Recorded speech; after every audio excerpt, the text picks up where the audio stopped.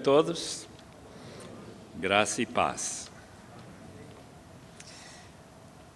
Eu estava lembrando que meu interesse na hermenêutica começou muito cedo na vida. Eu andava de bicicleta com meu pai no Vale de Clissa, na Bolívia, para Huaricaia e outras aldeias. E sentava em volta de uma mesa com uma vela. Eu ouvia meu pai explicar uma parábola, um texto da Bíblia. E entrou na minha cabeça, naquela idade, talvez 9, 10 anos, eu gostaria um dia tentar fazer o que ele faz, explicar a palavra de Deus. Eu não mereço estar aqui esta noite, mas eu agradeço a Deus pelo imenso privilégio. E os irmãos devem saber que é uma responsabilidade muito grande ficar aqui e dizer o que eu penso acerca da hermenêutica, a aplicação e, naturalmente, a contextualização da palavra. Cremos que a palavra de Deus deve ter para nós o mesmo significado que tinha para os primeiros leitores. Mas a dificuldade desse período de quase 2000 ou mais anos, desde que essas palavras foram escritas até nós lermos essas palavras, esse período é suficientemente grande. E, além disso, a cultura suficientemente diferente da nossa cultura ultramoderna, pós-moderna, que é difícil imaginar que realmente nós estamos pensando nas mesmas coisas quando lemos a Bíblia do que os primeiros leitores. O que tem que ser feito para que a mensagem seja a mesma? Temos que fazer o trabalho de exegese e de contextualização. A pregação deve transmitir de maneira mais compreensível possível o significado para os ouvintes e leitores de nossos dias. Mas para isso acontecer, ele tem que saber não confundir o sentido da palavra com seus significados. São duas ideias distintas. O sentido da palavra é aquilo que a exegese vai revelar para nós. Abrir sua Bíblia em qualquer texto, qualquer linha do texto, quando você lê, você faz uma exegese na hora e diz: eu entendo o que esse texto está dizendo. Mas quando se aplica a questão de significado, isso já vai pular por cima desses 2000 anos para os nossos dias e fazer com que essa palavra se torne aplicada e aplicável aos nossos corações. Eu fui criado numa cultura muito diferente dessa cultura em que nós nos encontramos hoje. Viver na Bolívia, falar outras línguas e ver a diferença entre uma cultura, digamos, primitiva, pessoas analfabetas, pessoas que tiveram um pano de fundo cultural tão diferente do que nós temos, que a gente já percebe que é isso que acontece também na leitura da própria palavra de Deus. Portanto, em síntese, é isso que vai acontecer durante essa semana. Nós vamos perceber essas distinções entre o sentido e o significado. Que importância tem esse texto para mim, para a minha vida? Como que eu posso viver e saber que eu estou fazendo o que Deus realmente manda na sua palavra inspirada? Essa necessidade de interpretação contextualizada é muito clara, porque a palavra de Deus foi dada em palavras de pessoas históricas, em situações bem individuais, relativos a indivíduos daquela época, de Moisés, ou de Abraão, ou de Jesus e os discípulos, ou muito diferente. Os atores humanos da Bíblia viveram entre esses 2 a 3 mil anos do passado. Temos que constantemente buscar a maneira de entender o que foi escrito para esses leitores originais e aplicar esses ensinamentos ao nosso contexto. Está claro, simplesmente repetir a tradução formal ou literal das palavras que os atores escreveram não comunicaria corretamente a intenção original do escritor. Como podemos aplicar corretamente a mensagem para nossos ouvintes contemporâneos? Tão complicado é esta transmutação, transferência, explicação do texto, que quando nós traduzimos, por exemplo, se os irmãos abrirem suas Bíblias, em 1 Coríntios 14, 12. 1 Coríntios 14, 12.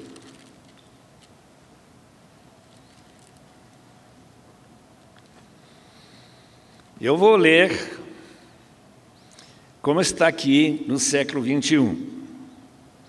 Assim também vós, já que estejais ou estáis desejosos de dons espirituais, procurai desenvolver os que servem para a edificação da igreja. Totalmente compreensível, só que o original não diz isso. Esse é o problema.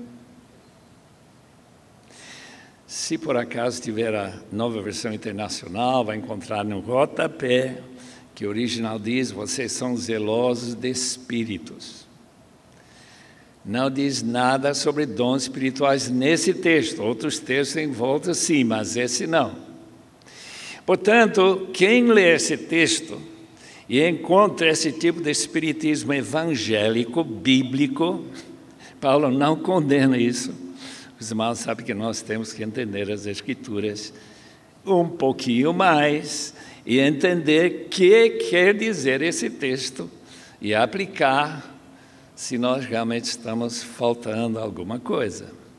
Portanto, interpretação é coisa não somente necessária, mas uma coisa complicada até certo ponto, especialmente se a tradução não repete fielmente o sentido da palavra, porque ele só fala do sentido, tentando reproduzir o que foi escrito originalmente. Se interpretarmos erradamente, ensinamos com a palavra de Deus ensinamentos que não passam de opiniões humanas. A autoridade da Bíblia reside na sua inspiração, segundo Timóteo 3,16, mas também em sua compreensão e aplicação corretas. Interpretação, diz Nigel Cameron em seu livro Evolução e Autoridade da Bíblia, é a chave que articula a conexão entre Deus e a igreja. A interpretação correta permite que Deus exerça sua autoridade sobre seu povo, e a interpretação incorreta permite que homens exponham suas ideias como a vontade de Deus, que é bem diferente. O professor Glenn Johnson, colega que ensinava a Bíblia na Faculdade Teológica de Brasília. Fez uma tentativa de saber o que os pastores que estavam pregando lá no DF, como que seus ouvintes estavam entendendo e avaliando o que eles estavam ouvindo. Eles voltaram com a seguinte declaração acerca dos seus pastores. Isso foi o consenso. Eles leem a Bíblia, mas não explicam. Eles leem a Bíblia, mas não aplicam às nossas necessidades diárias. Parece que eles estão mais interessados nos negócios da igreja do que no crescimento e edificação dos seus ouvintes. Os pastores creem na Bíblia, mas não se preocupam muito com a ideia de explicar a palavra, ou expor a palavra, se quiser. Todo leitor da Bíblia, em sua própria língua, interpreta o que ele lê. É impossível ler, se você compreende as palavras, sem interpretá-las ao seu modo. Muitas das divisões que separam irmãos e denominações são problemas de hermenêutica. Até pouco tempo atrás, a hermenêutica não tinha dado muita atenção ao poder que o leitor exerce na construção de entendimento. Com muita frequência se diz ler e entender. Claro, eu entendo. Se está na minha língua, como que não vou entender? Principalmente depois que a teoria da escola escocesa deixou a impressão que todos temos competência para interpretar automaticamente o que lemos. Mas isso não é verdade. O Dr. Grant Osborne, que escreveu essas palavras, e eu concordo plenamente. René Padilha, de Argentina, ele é originalmente do Equador, chamou essa maneira de interpretar as Escrituras de intuitiva. É o básico de uma pessoa que não tem nenhuma ideia sobre contextualização, nem como se deve aplicar ou não aplicar esse texto. Ele simplesmente lê o que diz o texto e vão fazer isso. Dependendo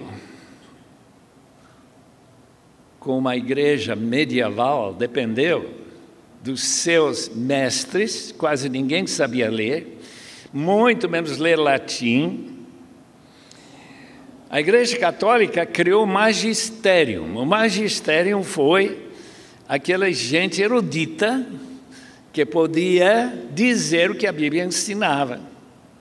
Claro, na mistura do que a Bíblia ensina, muita tradição católica. Lutero reagiu, especialmente já que ele começou a ensinar a Bíblia. Será que eu estou ensinando? Foi a pergunta que passou pela sua cabeça. Estou ensinando a Bíblia corretamente, especialmente essa questão de justificação. Os irmãos sabem que era a palavra-chave de Martinho Lutero. E ele, então, reagiu, e talvez foi um pouquinho longe demais, quando ele disse que qualquer pessoa tem direito e capacidade para ler a Bíblia, se for traduzida para a sua língua. E Lutero, imediatamente, uma vez que sua vida foi salva da morte que estava já programada para ele, ele começa a traduzir a Bíblia para a língua alemã, lá na proteção do castelo, lá na Saxônia. Em torno dos anos 1530, eu não podia acreditar que eu li. Eu ouvi. Henrique VIII, da Inglaterra, e seu arcebispo proibiram que se ensinasse às crianças, seu próprio filho, o Pai Nosso em inglês. Podia ensinar em latim, mas não em inglês. Em outras palavras, havia um temor que se o povo comum pudesse ter a Bíblia em sua própria língua, eles começariam a questionar algumas dessas doutrinas católicas, como de fato é o que aconteceu. E esse conclave aqui, esse congresso, não é tão católico como deveria ter sido se não tivesse havido a tradução da Bíblia para a nossa língua. O que acontecia se uma pessoa ensinava seu filho o Pai Nosso em inglês, que é a língua do povo? Seria queimada na estaca, e várias pessoas foram queimadas, irmãos. Tiveram coragem de desobedecer o rei e o arcebispo de Cantuário e ensinar seus filhos o Pai Nosso em inglês. Imagina ficar amarrado num poste e ser queimado na estaca só por interpretar a Bíblia para seu filho, porque quem ensinava inglês, naturalmente, já estava dando para o filho a capacidade de entender. Agora, se ele ensinar em latim, não pegava nada. Dependendo do nível do conhecimento do leitor, pode surgir interpretações bastante engraçadas. Eu ouvi uma história, eu não garanto nada da sua veracidade. O irmão de Belo Horizonte, que não se firmava em igreja nenhuma, ele pulou de uma igreja, depois pulou para outra. Um dia, ele apareceu com uma garagem aberta, um caixote, uma Bíblia em cima, e ele pregando uma tremenda pregação aí. E o amigo diz: olha, você foi membro dessa igreja, depois ele citando os outros 4, 5 igrejas, e agora você é pastor? Sim, senhor. Deus me falou. Mas o que Deus falou? Abre o salão, meu filho. Abre o salão, meu filho. E eu abri. Uma interpretação.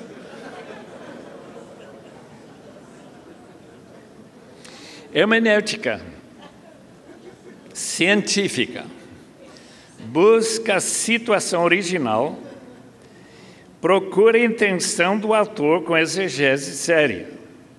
Mas os ouvintes saem com a pergunta na mente: e daí? Quanta classe da Escola Bíblica Dominical que eu tenho assistido, espero que não lecionei, em que a gente aprende fatos,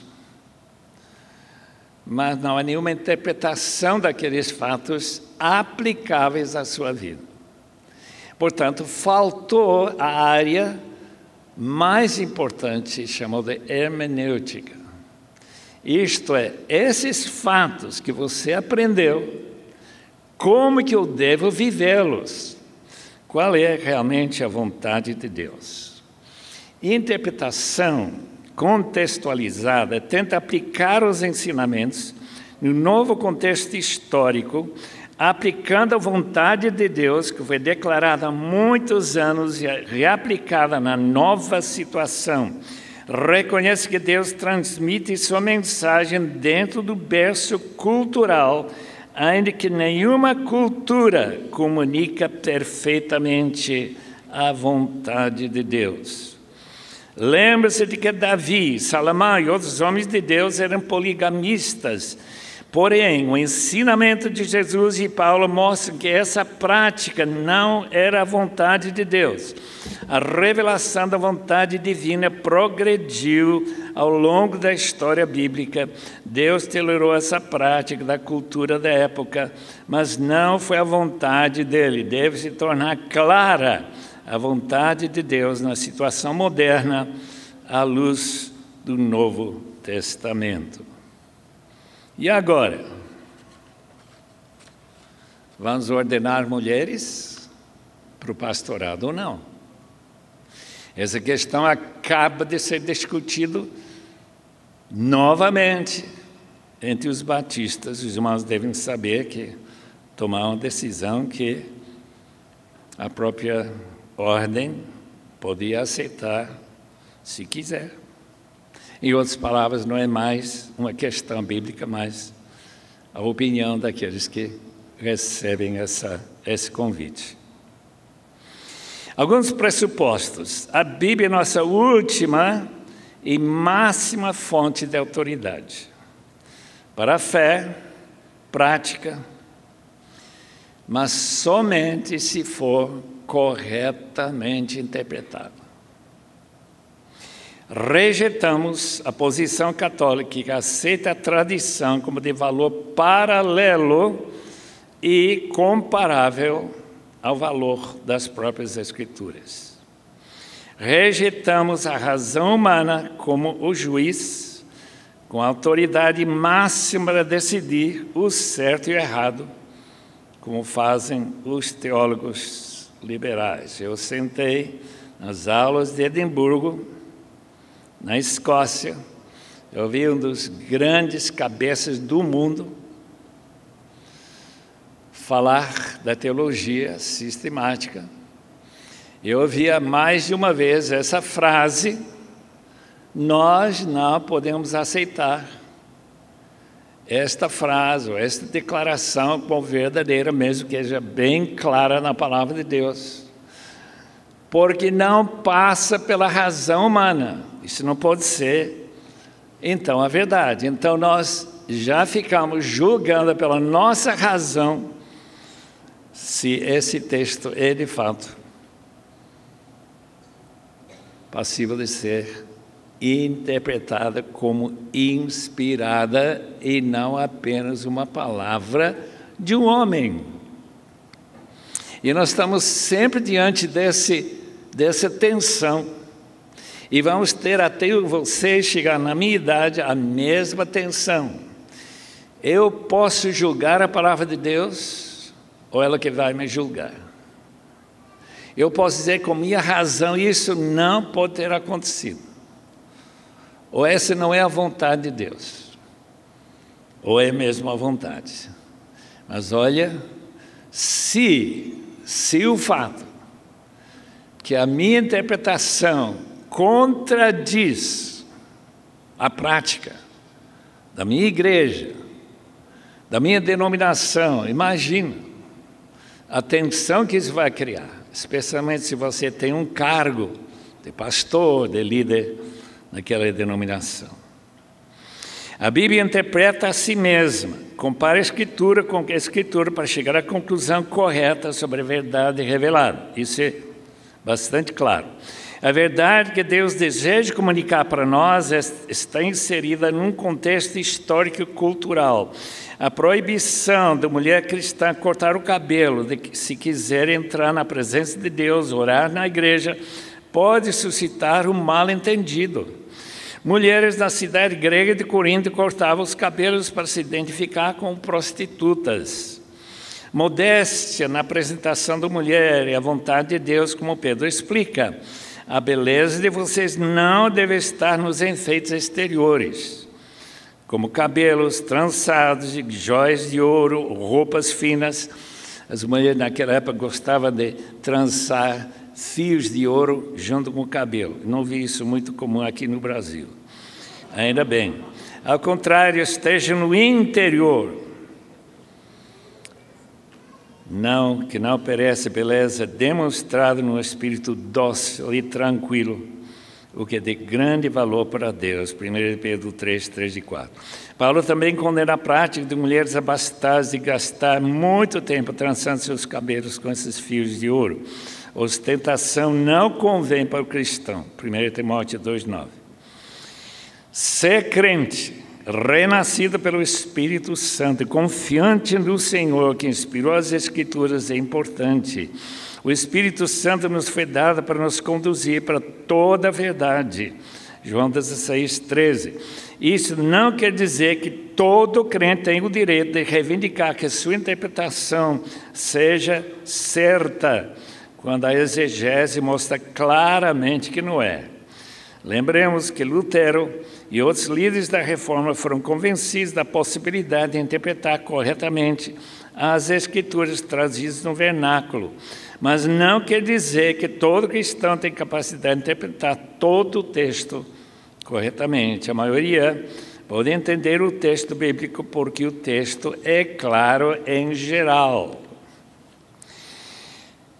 Um erro hermenêutico básico hoje em dia é a tendência de tirar as declarações bíblicas do seu contexto.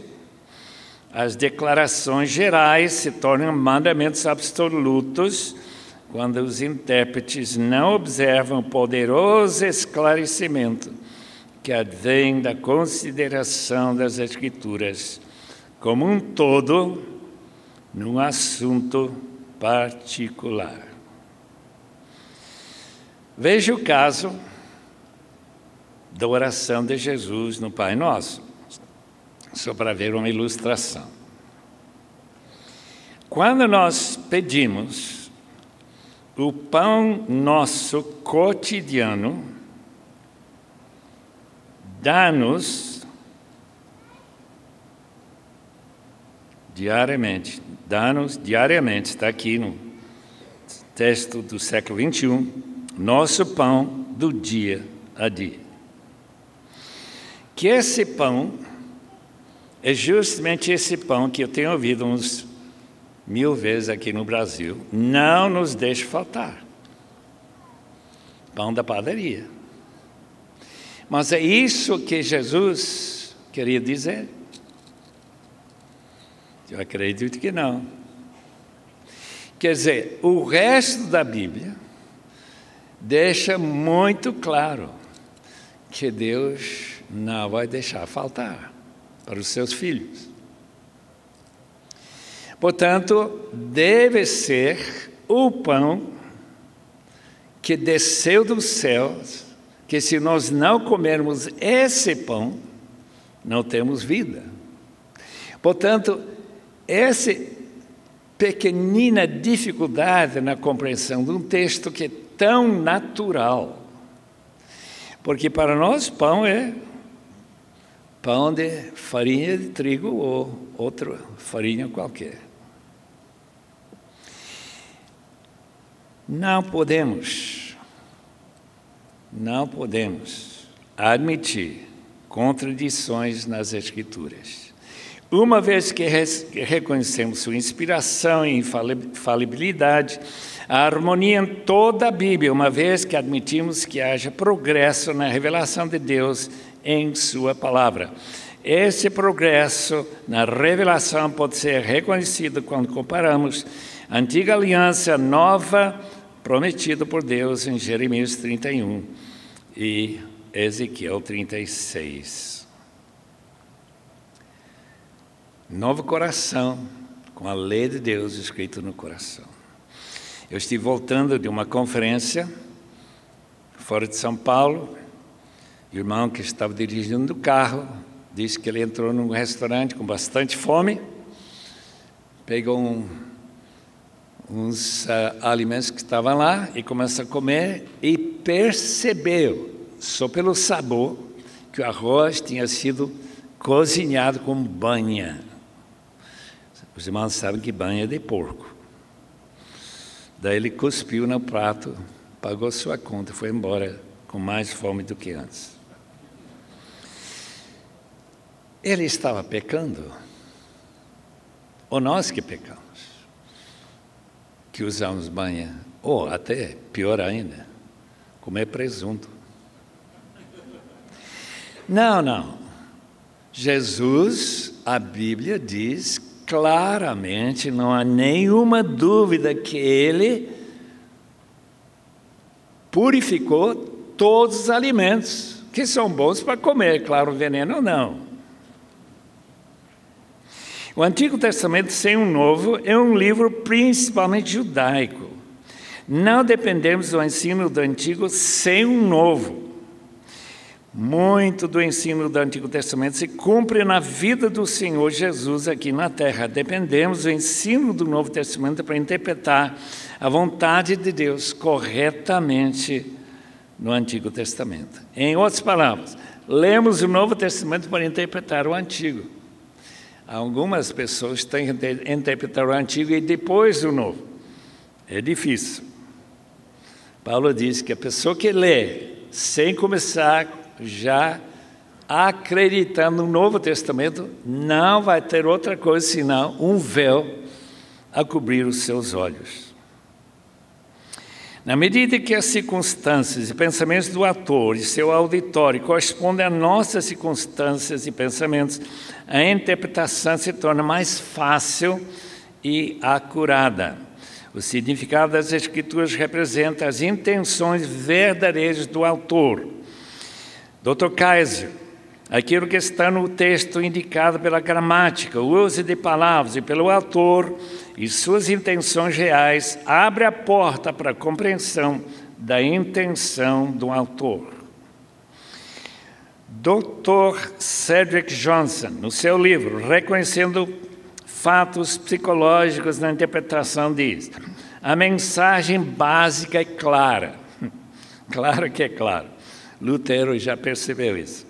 Mas há muitas diferenças. O fluxo de significado para aplicação é semelhante a um rio. Tem fonte divina pura, exposta para a linguagem humana, personalidade e cultura. Na fonte, o significado é e não variável, e pode ser descoberto pela exegese e síntese. Daí, flui para o vale do rio, mudando para diversas aplicações pessoais e culturais. Aqui vamos ter uma variedade de opiniões se essa aplicação é correta ou não. Um missionário, não sei de que junta, esteve em Paris, assistiu uma igreja evangélica. Serviram a ceia com vinho. A esposa colocou no nariz, esse é vinho, nós não podemos tomar. E naturalmente criou um escândalo, porque crente não pode tomar vinho. Os irmãos sabem muito bem que crentes em Paris tomam vinho, ou na Alemanha e outros países da Europa. Então, essas variações na compreensão do texto é onde há tanta confusão entre nós. E daí nós devemos ter argumentos muito firmes, se realmente estamos entendendo corretamente as Escrituras. Os 3 passos principais na interpretação são exegese, que analisa palavras em seu contexto, o método histórico gramatical, examina a linguística, pano de fundo cultural, histórico e social. Há uma concordância geral entre os intérpretes quando se trata de exegese. Qualquer comentário vão dizer mais ou menos a mesma coisa. Alguns com mais detalhes, com mais argumentos, mas mais ou menos a mesma coisa. Síntese quer dizer juntar em forma histórica, integrado, os frutos da exegese. Criar modelos com raízes na unidade essencial das Escrituras. Finalmente, a aplicação acontece quando tentamos declarar a palavra de Deus para a nossa situação, a igreja, no país, a família e pessoalmente. Metodologia na interpretação. O primeiro passo seria definir cuidadosamente o que gênero de literatura o texto a ser interpretado pertence. Narrativa histórica, poesia, sabedoria, profecia, evangelho, parábolas, epístolas, apocalipse, assim por diante. Um livro que foi publicado pela Vida Nova já há vários anos, Gordon Fee e Douglas Stuart, nos ajuda muito com o seu livro, Entendes o que lês, mostrando a tremenda distinção baseado no gênero da literatura. Se estamos lendo narrativa, nós interpretamos de uma forma. Se estamos lendo Apocalipse, a interpretação de outra forma. Profecias são direcionadas normalmente para leitores contemporâneos, da época deles. Às vezes o profeta recebe uma mensagem para uma geração futura. Deve haver clara indicação que a intenção do profeta fala de um futuro distante. Profetas como Daniel, Ezequiel e Isaías certamente falaram para seus contemporâneos, mas também para o futuro. Por exemplo, Isaías 53, que nós conhecemos também, falou de 700 anos no futuro. E, obviamente, o livro de Apocalipse também fala de eventos que ocorrerão antes da volta de Cristo. Poesia. Poesia usa a linguagem de maneira figurada muitas vezes.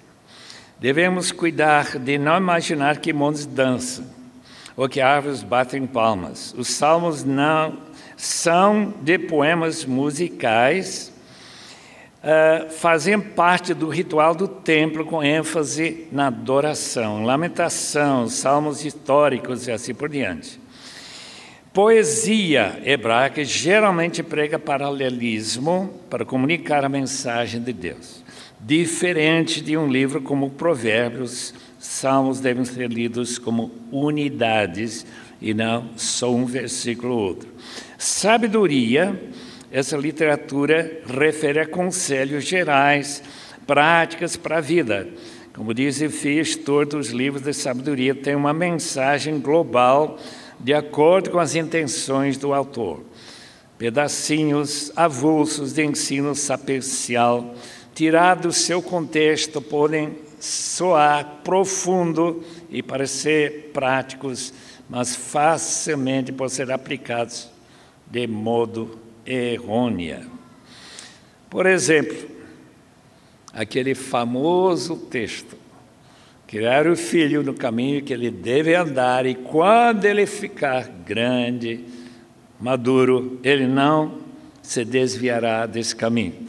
Não é bem uma promessa para todos os filhos de crentes do mundo.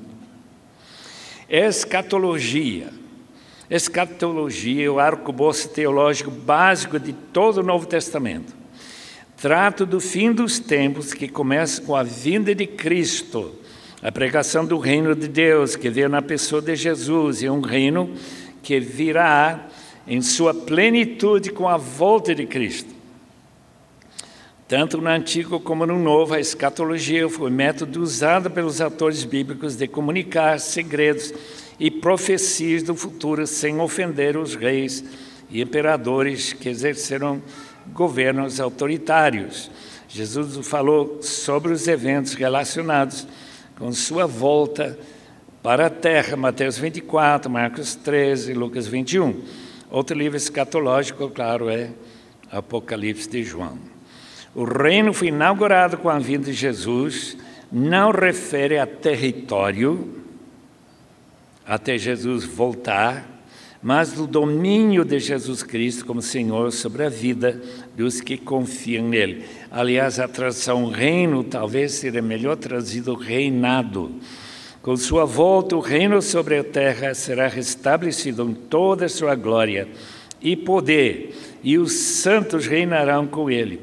Quando pedimos que o reino venha, no Pai Nosso, entendemos que o reino que veio em Cristo virá em toda a sua glória com a revelação dos filhos de Deus. Romanos 8, versículo 19 e 21. As parábolas devem ser interpretadas como contos criativos de Jesus para confrontar seus ouvintes acerca do reino. E verdades espirituais devem se entender com a comparação com o reino, que não é um elemento, mas a história toda. O reino não é como grão de mostarda, nem como um tesouro escondido, mas há uma característica do reino que pode ser comparado com uma semente pequena. A aquisição de um tesouro escondido deve comunicar a necessidade de se desfazer dos valores deste mundo para adquirir o valor incomparável do reino. Tinha aplicação imediata para os ouvintes, em que o efeito, em muitos casos, era sua capacidade de pegar os ouvintes de surpresa. A tentação maior do intérprete das parábolas é interpretá-las alegoricamente. Não há justificação para o método o famoso Santo Agostinho, de ver nos detalhes do bom samaritano verdades que nem de longe estavam na mente de Jesus. Escuta. Agostinho viu uma significado em cada aspecto da parábola. O homem que desceu para Jericó era Adão. Jerusalém é a cidade celestial de cuja bênção o homem caiu. Jericó é a mortalidade do homem, morreu depois de pecar. Os bandidos são o diabo, seus anjos. As roupas que foram tiradas do homem é sua imortalidade anterior. Os sacerdotes e levitas são o sacerdócio e ministério do Antigo Testamento, sem eficácia para trazer salvação. O samaritano e o Senhor Jesus, todo mundo já sabia disso. O óleo, o consolo da boa esperança. O vinho, a exortação para labutar com espírito fervoroso. O jumento, a carne que Jesus ganhou nascendo da Virgem Maria. Imagina, Maria dá luz a um jumento. Imagina. A posada é a igreja. O dia seguinte, o tempo após a ressurreição. O dono da posada é o apóstolo Paulo. O pagamento garantido refere ao celibato, ou talvez, não seja mais o celibato, mas esse não ser pesado para seus anfitriões, como Paulo, que explicou para os Tessalonicenses que ele não gastou o dinheiro deles e assim por diante. Note que esse tipo de interpretação não goza de nenhuma autoridade das Escrituras, pois os significados não faziam parte da intenção de Jesus. A alegorização também é a maneira mais comum de escutar, até aqui no Brasil, textos históricos do Antigo Testamento que não têm um ensino doutrinário evidente. Trechos favoritos como a vida de José, desprezado pelos seus irmãos, que depois de servir como escrava na casa de Potifar e sofreu uma acusação falsa da parte da esposa, seu dono foi aprisionado, mas Deus mandou uns sonhos proféticos para o faraó, que o buscou para interpretar seus sonhos. José foi elevado à mais alta posição do reino, embaixo do próprio imperador. Há paralelos interessantes entre a vida de José e Jesus, mas não quer dizer que era uma profecia de como seria a vida do Messias. Epístolas. Este gênero de literatura foi usado pelos apóstolos Paulo, Pedro, João, Tiago e Judas, meus irmãos de Jesus. Lembramos que o ponto principal do significado hermenêutico é que as epístolas contêm tanto elementos ocasionais, que não têm aplicação para nós, como também supraculturais. O intérprete precisa extrair das situações abordadas e comentadas o que é a vontade de Deus para nossos dias hoje, uma vez que as cartas foram escritas para as igrejas ou indivíduos do primeiro século, precisamos transpor quase esses 2000 anos para nossos dias para aplicar os ensinamentos para as necessidades de nossa cultura. Pregação expositiva. O objetivo da interpretação da Bíblia no ministério pastoral deve ser explicar o texto e aplicá-la de forma prática à vida dos ouvintes. João Calvino estava certo. Deus tem ordenado sua palavra como instrumento pelo qual Jesus Cristo e todas as suas graças são nos oferecidas. O que o autor bíblico está dizendo é apenas metade da questão. Precisa entender o seu propósito. Não é necessário procurar o propósito da Bíblia. claramente exposta para nós em 2 Timóteo 3, 16 e 17. Toda a Escritura é inspirada por Deus e útil para ensino, para repreensão, para correção e para instrução da justiça, para que o homem de Deus seja apto e plenamente preparado para toda boa obra. A pregação da palavra tem um motivo claro de ensinar, para preparar os ouvintes para crescer espiritualmente e servir a Deus com alegria. Em sua apologia para os presbíteros das congregações em Éfeso, Paulo fez questão de declarar: vocês sabem que não deixei de pregar-lhes nada que não fosse proveitoso, mas ensinei-lhes tudo publicamente, de casa em casa, pois não deixei de proclamar-lhes toda a vontade de Deus. John Stott, recém-falecido, aponta para 6 estágios no preparo de uma mensagem expositiva. Eu vi ele pela primeira vez em 64, no meio de 11 mil estudantes universitários. Foi uma experiência para mim inédita. E quando ele terminou a exposição de 2 Coríntios, capítulos 2 até 6, surgiu um momento de perguntas. Como que o Senhor consegue tirar tanta carne do texto bíblico? Tanta coisa válida, cheia de proteína espiritual. Ele respondeu com uma só palavrinha: trabalho. É trabalho. O primeiro passo, estágio, para preparar uma mensagem expositiva, é escolher o texto, cuidando que seja um texto completo, que tenha um ensinamento importante para o auditório, e não um texto que não tem nada que se aplique. São 6 perguntas que devem orientar toda a nossa busca pela mensagem no texto separado para expor. Medite sobre o texto, responde às 6 perguntas seguintes. Primeiro, o que significa o texto? Envolve os princípios de interpretação de modo a explicar o que o texto significa.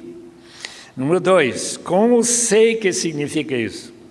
Procure ser mais fiel possível ao sentido para que os ouvintes possam perceber as afirmações na pregação estão no texto e não impostos sobre o texto.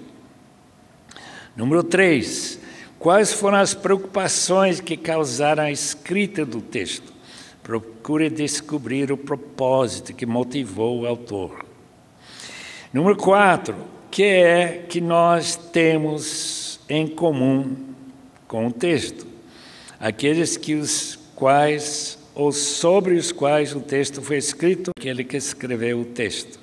Número 5, como devem as pessoas agora responder ou agir diante do texto? Qual é a maneira mais eficaz para comunicar o significado desse texto? Ilustrações, indicar o argumento do autor, mostrar a importância que o ensino tem para a vida prática, todos esses elementos e outros devem fazer parte da mensagem para que os ouvintes entendam e sintam o desejo de obedecer os ensinamentos. Isole o pensamento central, procure lendo, relendo, mastigando, orando, até descobrir qual é a mensagem central. O Dr. Haddon Robinson também diz a mesma coisa. Procure a ideia central. Prepare material para ilustrar, argumentar, gravar a mensagem central para impactar os ouvintes, convencê-los a obedecer. Prepare, em segundo lugar, a introdução e situa o ouvinte no contexto dos primeiros leitores, os ouvintes, suscitando interesse, introduzindo o tema e, finalmente, prepara a conclusão de maneira tão persuasiva, contundente, que o auditório perceberá a seriedade do apelo na conclusão. O ouvinte não deve pensar, essa mensagem não tem nada para mim. Não se aplica à minha situação. Pastor John Stott disse, temos de evitar a todo custo, incluir o que não tem relevância. Isso se fala com mais facilidade do que se pratica. Durante as horas de meditação, muitos pensamentos abençoados e ideias cintilantes penetram em nossas cabeças. Temos que cuidadosamente, depois de anotá-los, tirá-los. É uma tentação que precisa ser vencida, de arrastá-las por todos, de todo jeito. Conclusão. Toda mensagem deve humilhar o pecador e exaltar a Cristo, para glorificar a Deus. Palavra de Charles Simeon. Deve ativar a consciência pela santidade de Deus. Deve purificar a imaginação com a beleza de Deus. Deve alimentar a mente com a verdade de Deus. Deve abrir o coração para o amor de Deus. E deve consagrar a vontade a propósito de Deus. Claro, não vai conseguir talvez todos esses grandes propósitos em cada mensagem, mas a gente vai tentar. Finalmente, pregação não é para exaltar o pregador, nem glorificar homem qualquer. A pregação tem a finalidade de instruir quais são os caminhos de Deus e para advertir os insubordinados, confortar os desanimados, auxiliar os fracos. 1 Tessalonicenses 5,14. Pregação deve dar segurança para aqueles que duvidam e quebrantamento para aqueles que têm uma segurança indevida. Pregação é sério, porque o pregador toma o lugar de Deus e transmite a palavra que Deus falaria se estivesse atrás do púlpito pregando. Tem um irmão aqui esta noite que me deu um livro. Quando eu li esse livro, A Prática da Piedade, eu não podia acreditar numa das afirmações de Louis Bailey. A afirmação foi dele, que havia um pastor subindo para ser enforcado. Daqui uns minutos ele estaria na presença de Deus. Ele fez um comentário, que foi o seguinte: eu não estou sentindo mais emoção, agitação, do que eu senti muitas vezes subindo para pregar a palavra de Deus. Se nós tivéssemos essa mesma atitude, eu acho que as consequências seriam ainda mais notáveis do que são. Que Deus abençoe os amados irmãos.